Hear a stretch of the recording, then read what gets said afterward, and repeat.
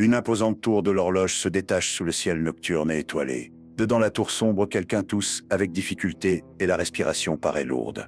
Des chaînes surgissent et une voix ordonne à l'infortuné de ne pas s'évanouir car le spectacle à peine a commencé et une autre dit qu'elle va appliquer encore un stimulant. Ensuite, un cri résonne par le lieu et nous voyons des marques d'un liquide rouge se répandant. Quelqu'un commente que l'expérience a duré 461 secondes et que le réactif actuel a paru plus efficace. La même personne dit qu'un sujet expérimental talentueux réellement fait la différence, tandis que nous voyons le garçon blessé. Nous sommes dans la tour magique de Bohémierne et le jeune homme est enchaîné tandis que des mages discutent de l'expérience. Un homme au regard froid observe la scène et paraît être un des responsables de la souffrance du garçon. Respirant avec beaucoup de difficulté, le garçon sent qu'il est en train de partir lentement. Il alors se demande le motif de tout cela tandis que nous voyons des pots avec des expériences étranges au fond. Tandis qu'il observe des fourmis, il se demande comment quelqu'un avec un esprit brillant a terminé de cette façon. Alors une unique fourmi surgit et une voix dit que maintenant oui c'est bon.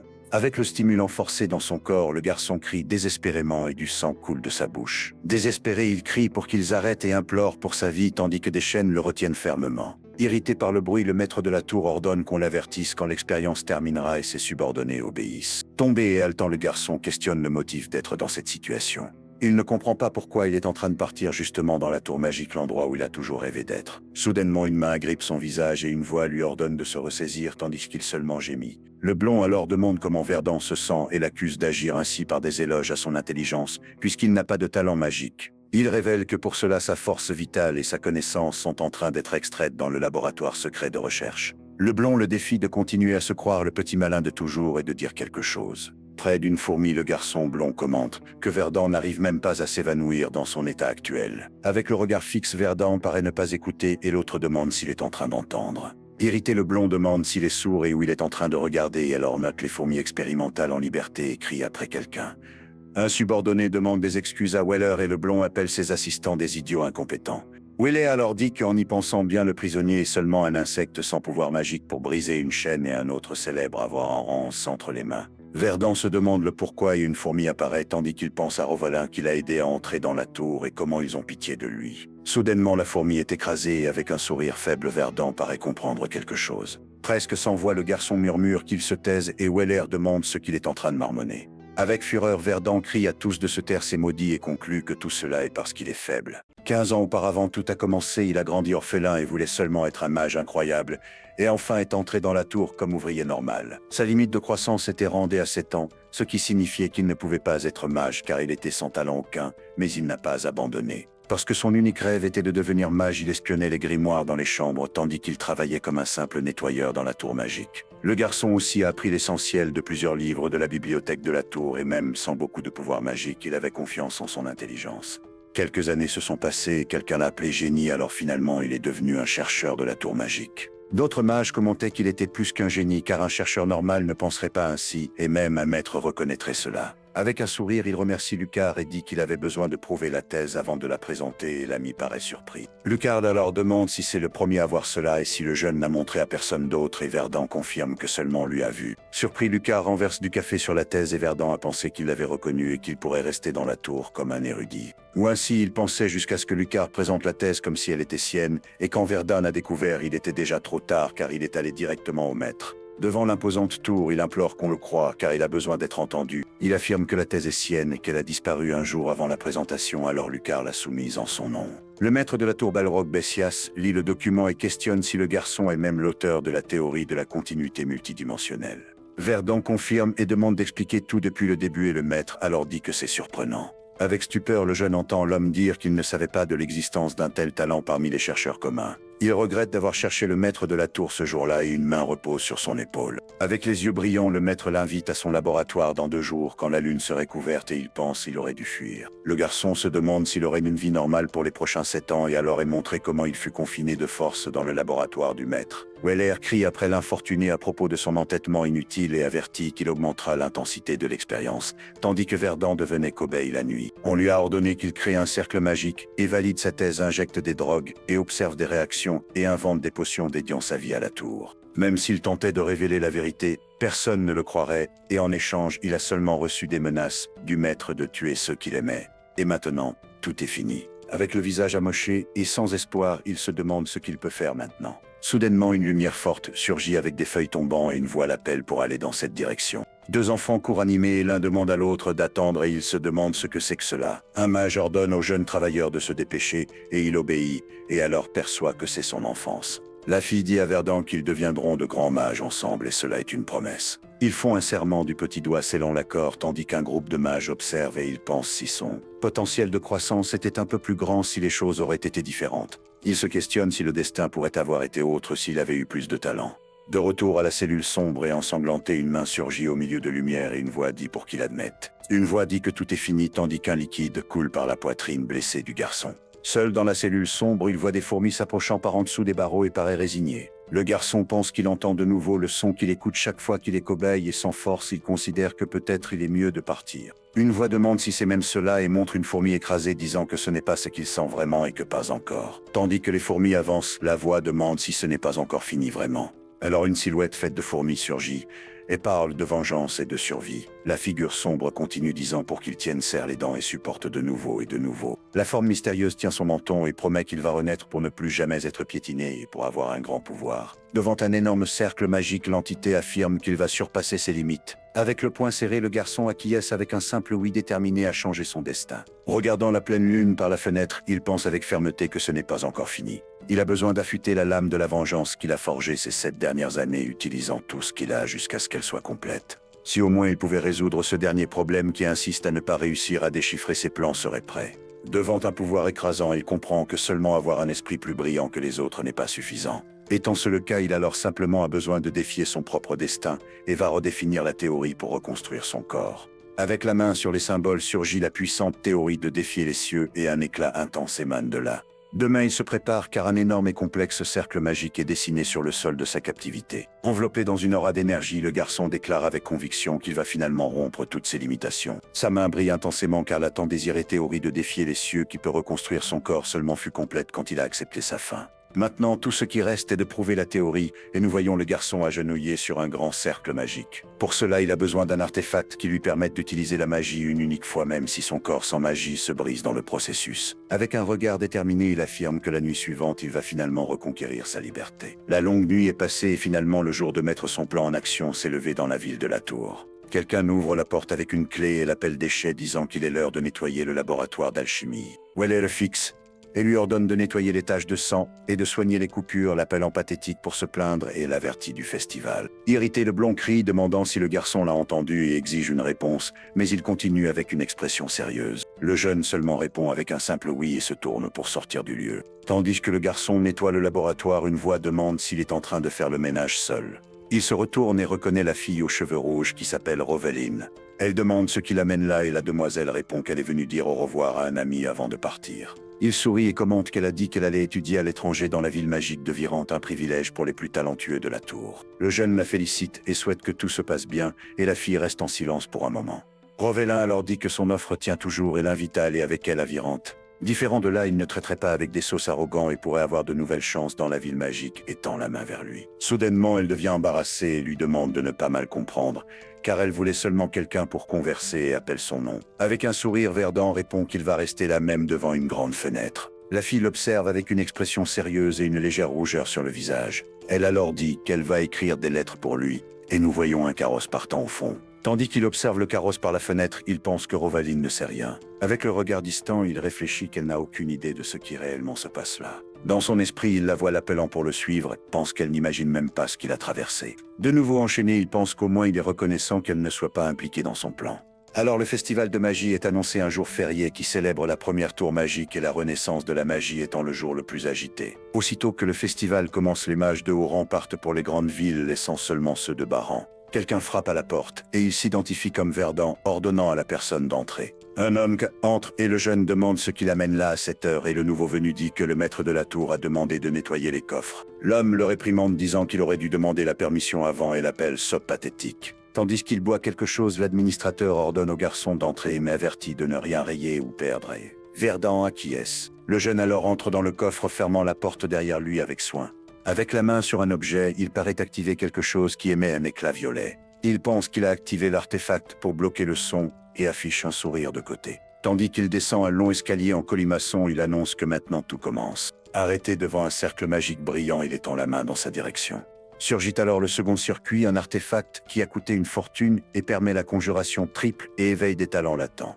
Pour exécuter son plan, il a besoin de ce bâton et pour le prendre, il a besoin de désactiver le cercle magique protecteur. Avec le regard concentré, il reconnaît que c'est un sortilège de 7e niveau créé personnellement par le maître de la tour. Des éclairs et de l'énergie sombre émanent du cercle tandis qu'il se souvient qu'il a passé les 7 dernières années à étudier comment le briser. Alors avec une explosion d'énergie, le cercle magique dont le maître de la tour était tant fier commence à se défaire.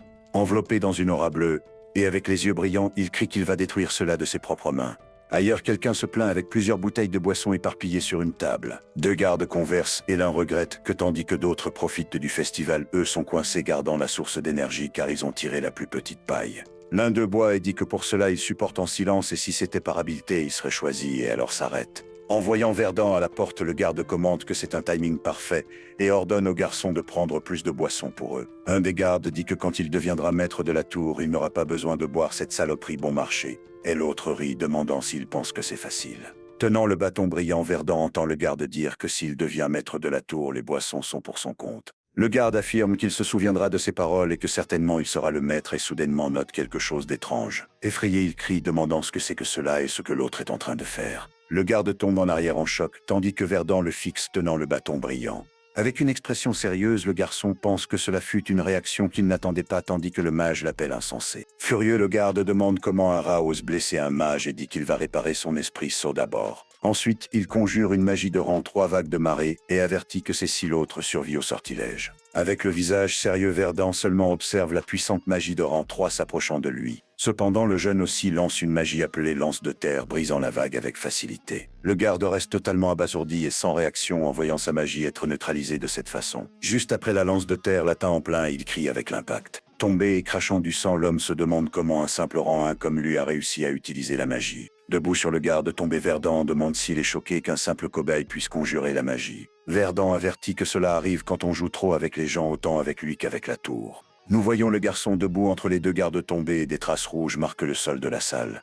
Avec le visage sérieux, il pense que c'est la première fois qu'il voit cela d'aussi près. Devant lui se trouve la source de pouvoir de la tour magique, un énorme orbe pulsant violet. Il a fallu 7 ans pour arriver là et maintenant, utilisant la mana de la source, il initiera le défi des cieux, mais s'il échoue, il ne sait pas ce qu'il adviendra de lui. Cependant, son dos brille révélant un complexe cercle magique tatoué sur sa peau. Il tient le bâton avec fermeté car s'il n'essaye pas, il ne saura jamais le résultat et la pointe de l'item brille. Le jeune se positionne au centre d'un grand cercle magique sur le sol sous la source de pouvoir. Sans chemise, il tient le bâton qui émet des rayons bleus tandis qu'il initie la réforme corporelle. Il crie avec le bâton sur sa poitrine, libérant une immense énergie bleue activant le défi des cieux. Une immense explosion de lumière bleue et violette émane du corps de Verdant. L'énergie monte aux cieux comme un pilier de lumière visible de loin enveloppant toute la tour magique. De l'intérieur d'un carrosse, quelqu'un observe le pilier de lumière à distance et le carrosse s'arrête. Regardant par la fenêtre du carrosse, la personne reconnaît que cette énorme énergie magique est de la source de pouvoir, ce qui signifie quelque chose. Un homme qu'aux cheveux grisonnants et au regard furieux perçoit que quelqu'un a envahi sa tour magique. Sous la lune et les éclairs dans le ciel nocturne, la ville paraît dévastée et beaucoup de fumée monte. Avec la main sur le sol, Verdant tremble et gémit de douleur, sentant le corps lourd. Il halète regardant sa main qui paraît se défaire en poudre lentement. Sa main devient poudre, mais il pense que le pouvoir pouvait tout détruire et il est encore vivant, questionnant si la théorie a fonctionné. Agenouillé parmi les décombres, il paraît épuisé mais a survécu au risqué processus de reconstruction. Soudainement, il regarde le ciel étoilé et sent une présence s'approchant rapidement. 3 projectiles magiques bleus fendent l'air dans sa direction et le garçon perçoit que quelqu'un de puissant est en train de venir. Le maître de la tour surgit enveloppé d'énergie et Verdant se demande s'il a senti la perturbation dans la source de pouvoir. Dos au jeune, le maître s'approche lentement et une aura menaçante l'entoure dans le lieu détruit. La main du maître de la tour brille avec une énergie bleue intense et il paraît prêt à attaquer l'envahisseur. D'un geste, le maître de la tour libère une terrible explosion d'énergie bleue et pure. Par la ville, des particules bleues flottent dans l'air tandis que la nuit continue sombre et silencieuse. Avec le bâton en main, le maître de la tour fixe les décombres avec une pure fureur dans le regard. Soudainement, il note un cercle de téléportation se formant et demande ce que c'est que cela. Furieux, il se demande qui a osé toucher sa tour magique et en plus s'enfuir. Avec de l'énergie sombre émanant de ses pieds, il dit qu'il ne se soucie pas de qui soit le responsable, même si c'est l'empereur de l'Empire ou seulement un garçon quelconque, il ne va pas pardonner. Criant, il jure qu'il va trouver et mettre un terme aux coupables de ce désordre. Il hurle qu'il va faire cela certainement et des éclairs fendent le ciel, alors surgit le titre de l'œuvre. La scène alors change pour un jour ensoleillé avec des arbres et des montagnes vertes au fond. Avec sommeil, Verdant sent le corps faible et veut seulement continuer couché là même. Soudainement, il sent de l'eau autour et se demande ce que c'est que ce liquide. Effrayé, le garçon émerge de l'eau et crie confus avec la situation inattendue. Assis sur l'herbe près d'une rivière, il questionne où il est car il se souvient qu'il était en train de fuir. Regardant son reflet dans l'eau, il ne comprend pas ce qui s'est passé et note que son visage a changé. Touchant son propre visage, il se demande le motif d'être avec cette apparence différente. Il perçoit que ses cheveux châtains maintenant sont de couleur gris clair, une grande change. Ses yeux qui avant étaient noirs ont été remplacés par un bleu limpide et brillant. Il se questionne s'il est devenu une autre personne ou s'il y a eu une erreur dans la reconstruction, mais croit que la théorie a réussi. Il se questionne s'il est devenu une autre personne ou s'il y a eu une erreur dans la reconstruction, mais croit que la théorie a réussi. Il se rappelle qu'après avoir touché la source de pouvoir, il a activé la théorie et a utilisé la téléportation pour fuir du maître de la tour. Regardant autour, il perçoit une forêt inconnue et conclut qu'il est loin de la tour magique. Avec un sourire, il perçoit qu'il s'est téléporté loin et sa théorie a fonctionné parfaitement pour fuir. Couché sur l'herbe et riant fort, il célèbre qu'il est finalement libre des griffes de la tour. Il imagine la fureur du maître de la tour qui ne saura pas qui a tout détruit ni que son cobaye s'est échappé. Cependant, il sait que la tour magique ne tombera pas facilement car le maître trouvera une solution.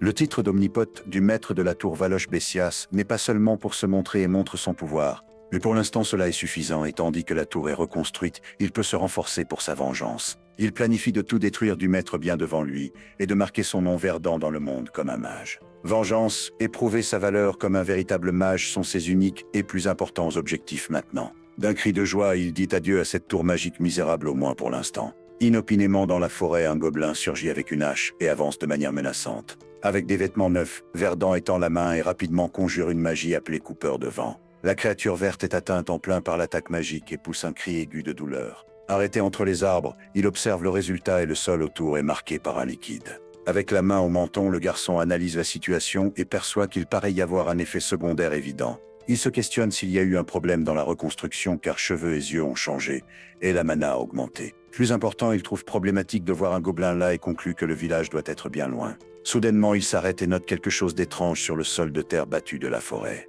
En voyant des traces de charrette et une caisse, il se demande si quelqu'un a laissé tomber le bagage avec précipitation. Utilisant détection de mana sur la caisse, il pense qu'il a besoin de découvrir où le propriétaire de celle-ci est. Une forte énergie bleue alors flue de la caisse et se répand sur le sol de la forêt. La caisse lévite dans l'air enveloppée par une aura bleue et il crie avec intensité. Ailleurs, quelqu'un ordonne à ses chevaux idiots de courir plus vite en désespoir. Un homme dans la charrette jure et se demande ce que diable est cela et comment la situation est arrivée à ce point. Il se rappelle d'avoir rencontré des bandits qui supposément avaient été éliminés en passant par la forêt, ce qui était contrôlable. Sa tentative de négocier criant être connu du Lord Fit a échoué et les mercenaires engagés se sont enfuis pour ne pas partir. Mais une nouvelle et terrible menace a surgi inopinément sur son chemin de fuite. Il s'épouvante en se rappelant d'un orque géant avec un sourire très effrayant surgissant soudainement. Les bandits sont restés occupés affrontant ce monstre et pour cela il a réussi à s'échapper de justesse. Autrement il aurait été attrapé et maintenant la charrette suit à haute vitesse par la forêt. Soudainement un son effrayant résonne et il se demande si cela est en train de le suivre désespérément. Fouettant les chevaux, il crie aux créatures de courir plus vite ces salauds. Soudainement une des roues de la charrette paraît se casser ou heurter quelque chose et il s'effraie.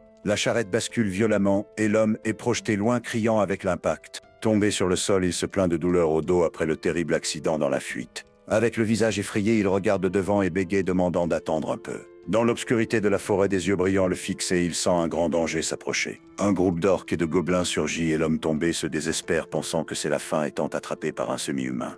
Un orque énorme lève son arme pour attaquer et le garçon crie car il croit que cela est sa fin.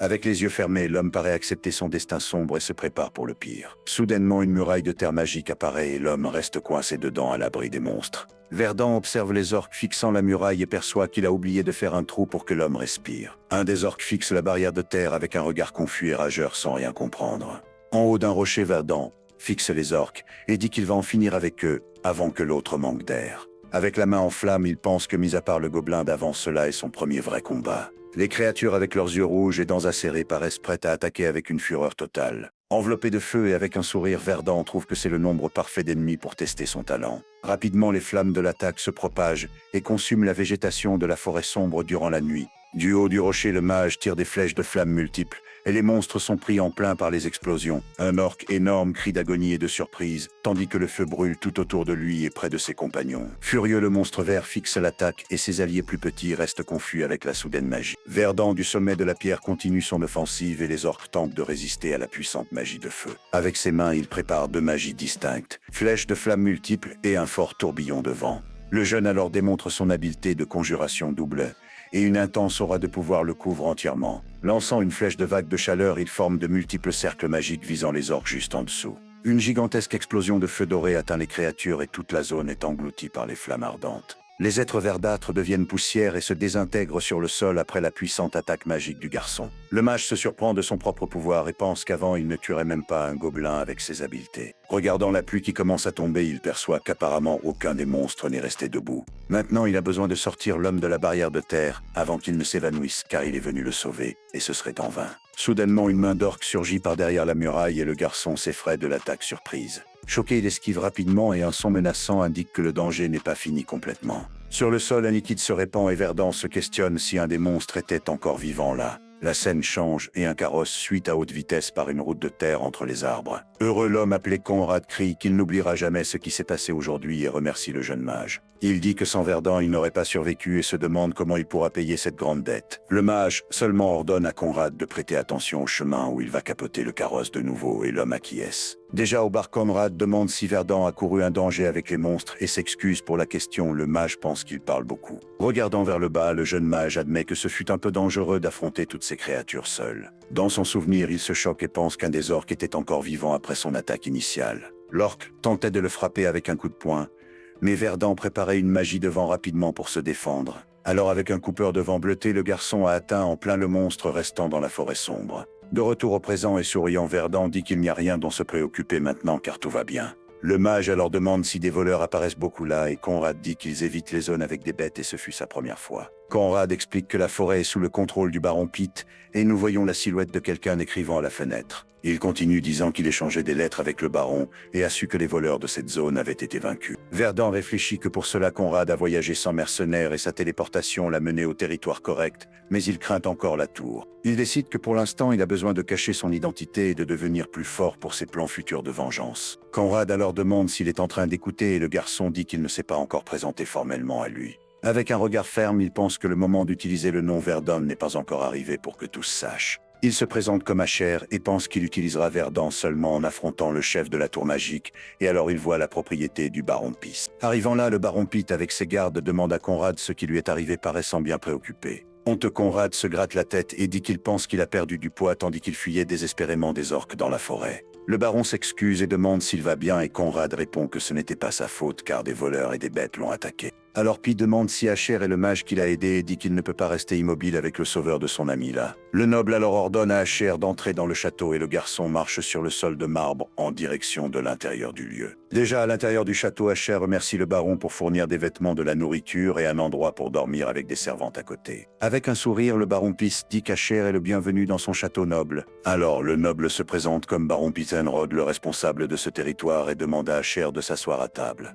Piss alors demande si le nom du mage est Asher et si la nourriture est à son goût, et le jeune répond qu'elle est incroyable. Pour avoir sauvé Conrad, le baron a préparé 5 millions d'elks comme récompense et dit qu'il peut prendre quand il voudra et s'il peut demander quelque chose. Le noble alors offre un travail à Asher et garantit qu'il sera très bien payé tandis que le mage mange tranquillement. Asher pense qu'il a besoin d'argent pour son objectif et cela serait une chance de pratiquer la magie en combat et alors demande quel est le travail. Le baron révèle que jours auparavant, ils ont trouvé des corps pendus dans la forêt sud et ont découvert qu'ils étaient des habitants d'un village proche en ruine. Bien qu'ils ne savaient pas qui était le responsable au début des investigations, ils ont découvert que tout cela fut l'œuvre de bandits dangereux. Cependant, en cherchant par tout le territoire, ils n'ont trouvé aucune trace, comme si toutes les traces avaient été effacées avec de la magie. Puis ils spéculent que peut-être les bandits ont un mage parmi eux, et Asher alors demande quand il planifie de chasser ces criminels. Avec un sourire satisfait, le baron joint les mains sur la table et se prépare à répondre à la question du jeune mage. Il répond que la chasse aux bandits commencera dans 4 jours et nous voyons Asher à l'extérieur du château.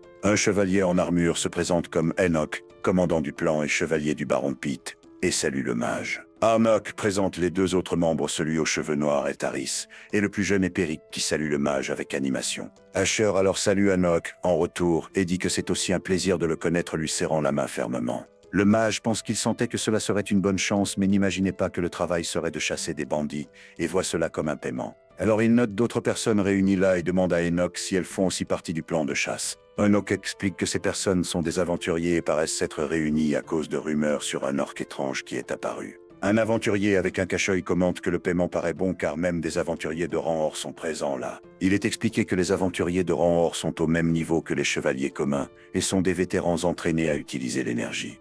Il y a des rumeurs que des personnes de ce niveau sont capables de renverser des montagnes et Asher questionne pourquoi ils ont besoin de lui avec 3 chevaliers. Unok alors demande à Asher d'avertir s'il y a réellement un mage parmi les bandits et le jeune demande pourquoi ils ont besoin de lui. Le chevalier explique que les mages généralement ont une force similaire aux chevaliers, mais s'ils utilisent des magies de longue portée, cela devient difficile pour eux. Avec une expression préoccupée, Unok dit que cela est regrettable alors, et le chevalier paraît avoir une mauvaise nouvelle. Arrêté sur le chemin de la forêt, Asher avec sa cape blanche perçoit quelque chose d'étrange et la foule l'observe de loin. Le garçon avertit qu'il y a un cercle magique devant eux et rapidement utilise une magie appelée Dissiper d'un geste. La magie d'Asher brise le cercle invisible et révèle un énorme cercle magique rouge brillant sur le sol de la forêt. Surpris, Enoch demande ce que c'est que cela et comment un cercle magique est apparu soudainement là sur leur territoire.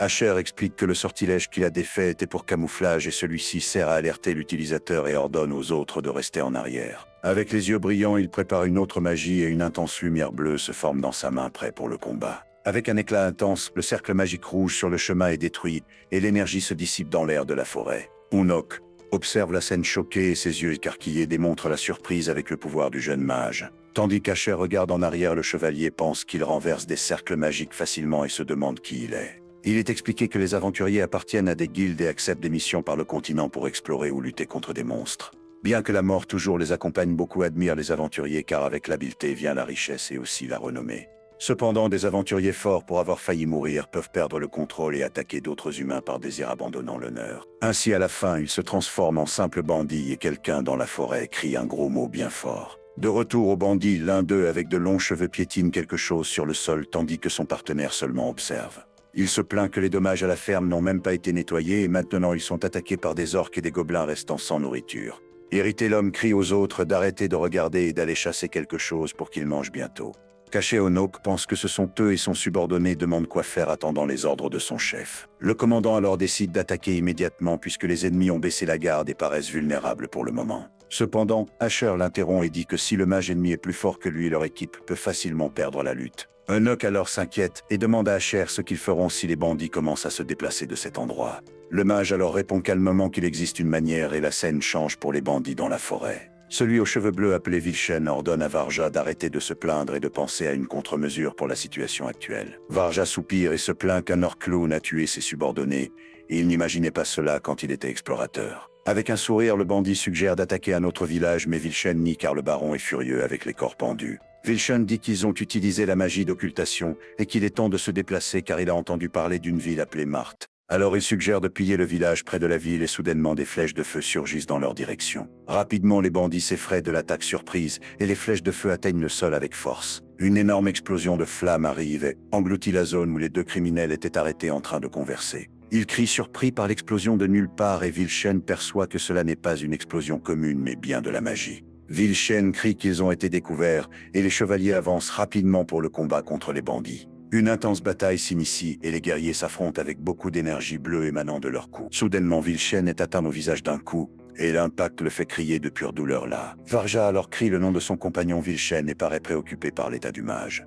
Le bandit explique que la barrière de mana est défensive et rapide, mais se brise facilement et cause un impact sur le conjurateur. Asher dit que maintenant qu'ils savent la force, ils affronteront le mage et Enoch demande aux jeunes de faire attention. Varja perçoit que le baron réellement veut les tuer cette fois et a même engagé un mage pour aider à la chasse. Cependant, le bandit affirme que les choses ne se passeront pas comme prévu et ses épées se heurtent avec celles d'Enoch. Furieux, Varja menace d'envoyer leur tête au baron comme réponse, et Enoch a seulement dit pour qu'il essaie s'il peut. Pendant ce temps, Asher poursuit Vilchen qui planifiait de fuir mais maintenant est en train d'être chassé par le jeune mage implacable. Vilchen pense que par chance Asher le poursuit avec mur de terre et que seulement les mages de troisième cercle peuvent voler. Vilchen alors perçoit qu'Asher est du second cercle et lance multiples flèches de glace pour attaquer d'abord le garçon. Le bandit pense que si le jeune est seulement du second cercle, il le tuera là avant de finalement fuir du lieu. Cependant, Asher aussi prépare ses multiples flèches de flammes avec des cercles magiques dorés et une forte aura de pouvoir. Les flèches de feu et de glace alors se heurtent dans l'air et une puissante explosion arrive entre les deux mages.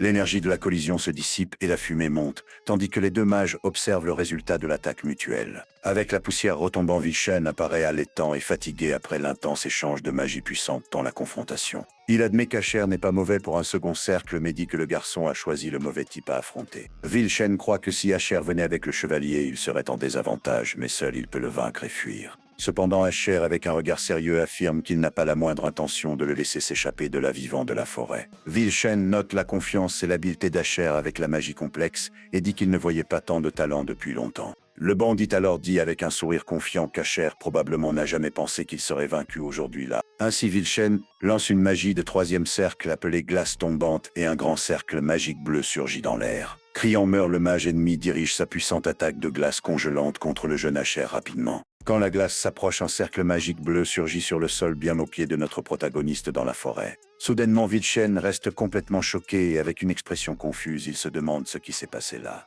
La scène montre que des lances de terre ont surgi du sol et Vilchen questionne si le garçon a bloqué sa magie. Asher est arrêté avec la main levée et les énormes lances de terre le protègent totalement de l'attaque de glace. Le jeune mage alors révèle sa magie lance de terre et les roches pointues brillent avec un intense pouvoir élémentaire. Et juste ensuite, une énergie dorée se concentre dans la main d'Asher, indiquant une contre-attaque imminente du garçon. Les lances de terre dorée détruisent complètement l'attaque de glace du bandit et protègent Asher des fragments. Choqué, Vilchen questionne comment un mage de second cercle peut utiliser lance de terre qui est une magie de troisième cercle. Avec la main étendue, Asher alors seulement ordonne au bandit d'essayer de deviner comment il a réussi cette prouesse magique. Dans l'œil de Vilchen, le reflet d'Asher apparaît, et le bandit perçoit qu'il a utilisé la magie de troisième cercle, et a 4 attributs. Finalement, le mage ennemi comprend qu'Asher l'a trompé depuis le début et tombe vaincu d'une falaise. Le jeune observe le corps du bandit sur le sol et la poussière de la bataille flotte encore dans l'air de la forêt. Avec la main au menton, Asher alors pense que ce fut une bonne chose qu'il soit venu pour cette mission spécifique. Il réfléchit que maintenant il a appris comment lutter contre un mage,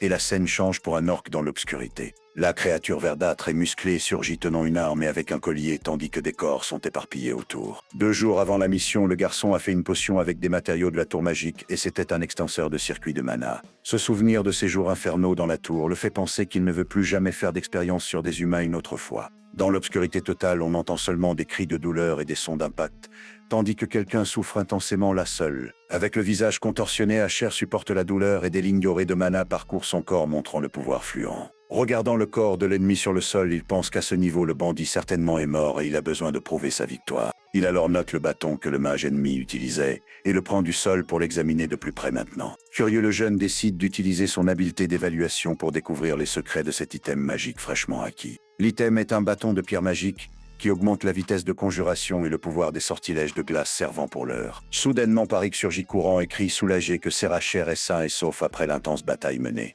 Le soldat dit qu'ils étaient préoccupés car Asher n'est pas revenu, et il s'excuse car les bandits étaient forts, et cela a pris du temps. Asher alors demande s'ils ont déjà vaincu les bandits et Parik confirme que oui, mais Onok lutte encore avec le chef. Parik, avec un sac sur le dos, dit qu'Asher peut demander n'importe quoi avant qu'il ne retourne au campement. Alors le garçon demande ce qui arrive avec les affaires des bandits tandis qu'il tient fermement le bâton fraîchement acquis. Le soldat répond que le lord permet qu'Asher prenne ce qu'il veut du butin et le jeune reste surpris par cela. Asher pense au baron Fit et décide d'accepter reconnaissant le bâton comme un cadeau pour son aide dans la mission. Onok loue l'excellent travail d'Asher et dit que sans lui les pertes seraient sévères, mais le garçon dit que ce fut une bonne expérience. Varja, le chef bandit capturé en tant que Bilzien, est mort et reste totalement choqué par la nouvelle inattendue là. Le criminel perçoit qu'il sera traîné vers le territoire et exécuté et crie qu'il ne peut pas mourir maintenant d'aucune façon. Désespéré, Varja décide qu'il n'a plus rien à perdre et fait un mouvement brusque surprenant. Onok et Asher. D'un cri, le bandit se libère des cordes et attaque avec une énergie rouge tournant autour de lui rapidement.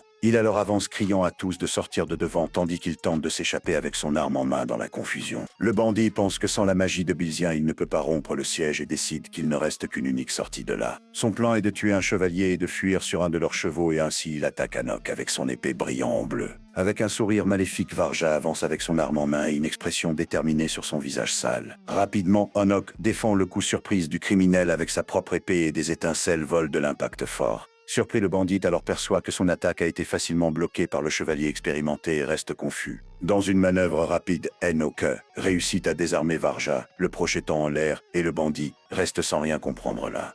La tête en bas, le criminel perçoit que son épée a volé et Enoch aussi a lâché la sienne soudainement. Les soldats alors immobilisent Varja au sol et ils crient après Enoch, questionnant son honneur pour avoir jeté l'épée. Avec un sourire, Onoka tient une dague et demande ironiquement de quoi le bandit capturé est en train de parler maintenant. Onoka alors parle que l'honneur seulement importe tant qu'on est vivant, mon ami bandit, et se prépare à finaliser l'ennemi. Onok s'éloigne et demande des excuses pour qu'Asher ait vu une scène laide, mais il était nécessaire d'agir vite là sur le moment. Le chevalier dit qu'avec plus de temps, il aurait lutté de front et Asher loue l'impressionnante habileté démontrée par lui. Le mage alors demande pourquoi ils ont épargné quelques bandits et Onok explique que des soldats ont reconnu des visages familiers parmi eux. Il dit qu'ils peuvent être des survivants du village attaqué et les mèneront au château pour confirmer leurs identités véritables bientôt. Un soldat crie à tous de retourner au territoire et de transporter les bandits capturés immédiatement de là de la forêt. Un autre guerrier ordonne à un prisonnier de marcher droit tandis qu'il le traîne et le bandit seulement gémit de douleur par le traitement. Désespéré, l'homme tente de fuir criant qu'il ne veut pas mourir de cette façon et un soldat lui ordonne de s'arrêter sur le champ. Onok alors s'offre pour s'occuper de la situation et retourner juste après avoir capturé le fugitif rapidement pour le groupe. Cependant, Asher l'empêche et demande un moment car il sent que quelque chose de très étrange est en train de se passer là près d'eux. Soudainement, le bandit fugitif crie au secours avec une expression de pure terreur et Asher observe attentivement la scène. Le soldat alors perçoit quelque chose et une aura rouge surgit indiquant un danger imminent et il devient tendu. Juste ensuite, il sent une forte odeur de sang dans l'air et l'atmosphère devient lourde et effrayante. Tous restent en alerte maximale et regardent dans la direction du cri, se préparant pour quoi que ce soit qui surgisse de là. Soudainement, le bandit fugitif est atteint par une attaque invisible et une lumière forte brille sur le lieu de l'impact. Il alors tombe sur le sol vaincu et le sang se répand sur la terre tandis que le danger s'approche rapidement. Choqués, les soldats se demandent ce que c'est que cela et l'un d'eux questionne si c'est un orque mais perçoit que c'est différent. Avec un regard sérieux, Asher observe la créature et déduit que cette chose paraît être assez puissante et dangereuse. Un monstre rouge et musclé surgit et Asher dit que les aventuriers ont échoué à le subjuguer et quelqu'un questionne si c'est un orque. Le garçon utilise sa détection de mana et perçoit que ce n'est pas seulement un car, il existe des dizaines de demi-humains là tout près. Alors il conclut que la créature est le chef d'une bande de demi-humains et ses yeux brillent avec une méchanceté pure. Égal à ce qu'ils ont vu avant, sa bouche déchirée rappelle un clown et son corps est le double de la taille et doit avoir évolué. Le chef monstrueux alors pointe et ses gobelins et orques avancent en fureur pour attaquer les soldats et le mage. Onok crie à tous d'entrer en formation défensive et de se concentrer sur les gobelins avant de subjuguer l'orque à leur attaque. Le chevalier est atteint en plein par le coup de la créature et crie de douleur tandis qu'il est projeté en arrière avec force. L'énorme pied du monstre alors se lève dans l'air et menace d'écraser Onok, qui est tombé sur le sol et vulnérable. Au moment critique, Parik et un autre soldat surgissent et créent une barrière de lumière bleue pour protéger leur commandant. La créature piétine avec force sur le sol soulevant de la poussière et un soldat profite de la chance pour attaquer le monstre par derrière. Le guerrier attaque le flanc de l'orque avec son épée et réussit à causer une coupure, faisant jaillir du sang de la blessure. Onok aussi se récupère et avance avec un coup puissant qui coupe la poitrine du monstre et répand plus de sang. La créature chancelle en arrière surprise par les attaques et les soldats observent la scène tendue attendant le prochain mouvement. Blessé et saignant, le chef orc fixe les soldats avec haine dans les yeux et une expression de pure fureur sur le visage. Soudainement, le monstre agrippe un petit gobelin qui crie de peur en étant attrapé par l'énorme créature rouge. Des cris d'horreur résonnent et les soldats observent choqués tandis que le chef orc fait quelque chose de terrible avec le gobelin plus petit.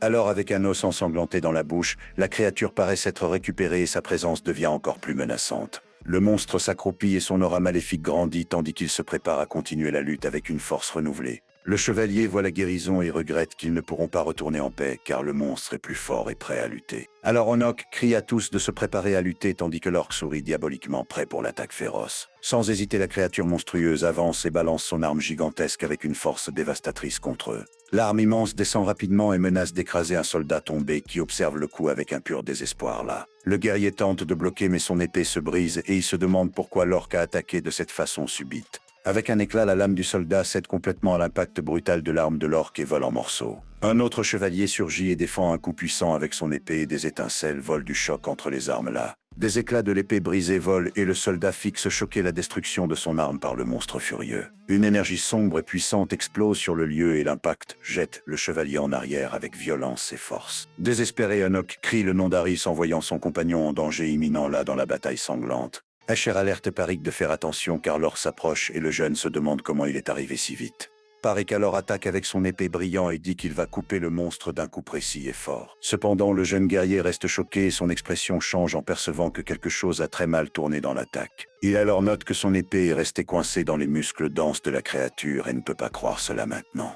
Parik tente de tirer l'arme mais elle ne sort pas, et l'orque se tourne vers lui avec une intention assassine et froide. Le monstre alors utilise son habileté fendeur de terre et une énergie destructive avance contre le jeune soldat coincé. Rapidement, Asher appelle Parik près de lui, et le jeune étourdi acquiesce à suivre le mage pour se sauver de là. Soulagé, Parik court jusqu'à Asher, disant qu'il a survécu mais paraît avoir un problème avec ce qui s'est passé là. Gémissant, le soldat demande ce qu'ils feront car il n'a pas réussi à récupérer son épée du monstre fort. Il dit qu'il a attaqué avec force totale tentant de couper le bras de l'orque et n'en a jamais vu un aussi fort pensant qu'il était légendaire.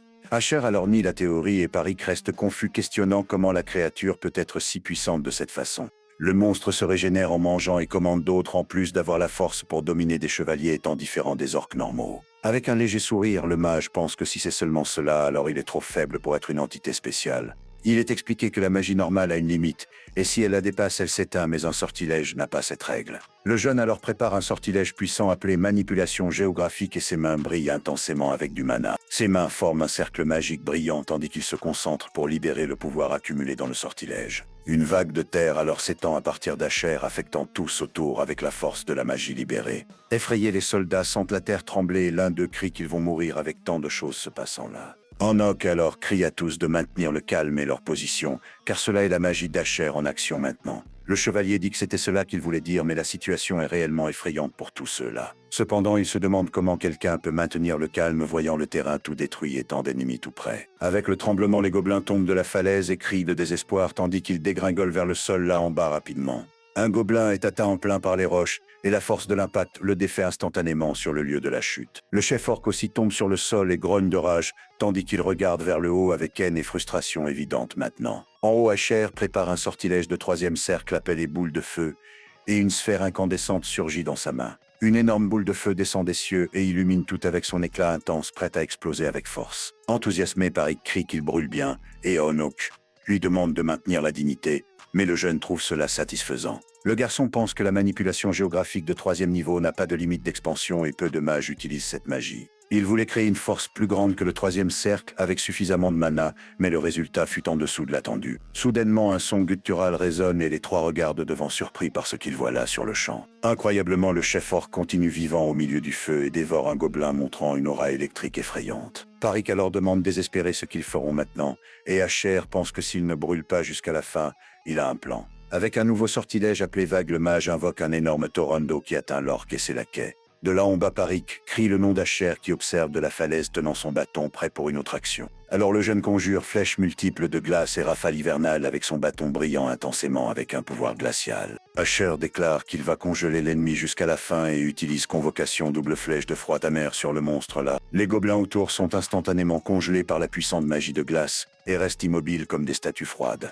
Le chef orc tente d'échapper du cercle magique, mais Asher est prêt à utiliser tout son pouvoir contre lui. Le mage pense que même en se régénérant infiniment ou en ne sentant pas la douleur, le monstre ne va pas s'échapper cette fois non. Rapidement, il lance un sortilège de glace et atteint l'orque en plein avec une rafale bleue congelante et puissante. Le garçon sait que si le corps de la créature congèle totalement, elle ne réussira plus à se mouvoir d'aucune façon. Avec le bâton en main, Asher concentre son mana pour une dernière attaque et une énergie brillante se forme là. Il alors tire un orbe congelé, une sphère de glace puissante, qui enveloppe complètement le monstre en difficulté. Flottant dans l'air, le mage observe le résultat de son attaque et déclare que la conquête est complète finalement maintenant. La scène alors change et montre la cité magique de Virante, un lieu avec des constructions impressionnantes et de hautes tours. À une table, deux hommes conversent et l'un d'eux avec un journal demande à l'autre s'il a vu les nouvelles. Il commente que la tour magique a été scellée et sa source d'énergie a explosé et l'un d'eux questionne si l'autre y croit. Des mages en manteau violet discutent que beaucoup ont disparu et les fonctions de la tour ont cessé et l'un trouve le dommage trop grand. L'un d'eux prend du thé et dit que le public pense que c'est une punition divine ou un désastre planifié et un autre se demande à propos des lettres.